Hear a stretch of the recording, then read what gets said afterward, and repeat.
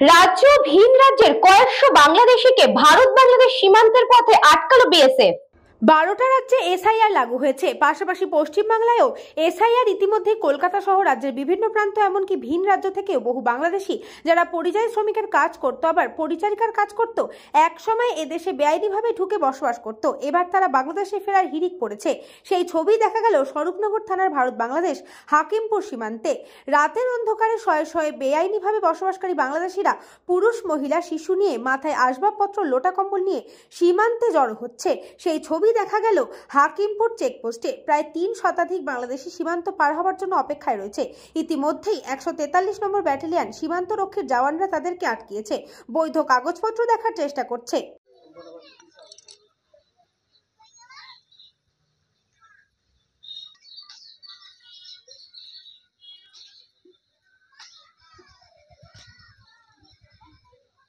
আমরা এই মানে বাসা বাড়ি কাজ করি, এইভাবে মানে পেটের দায় আমরা এবারে বাংলাদেশে যাবো, সাতক্ষীরা জেলা বাংলাদেশে বাড়ি, বাংলাদেশে যাচ্ছে।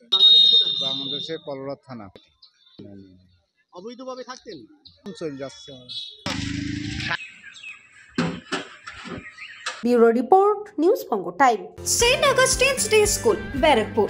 Success for every child. Admission open 2026 to 2027. Contact number 900793 4555.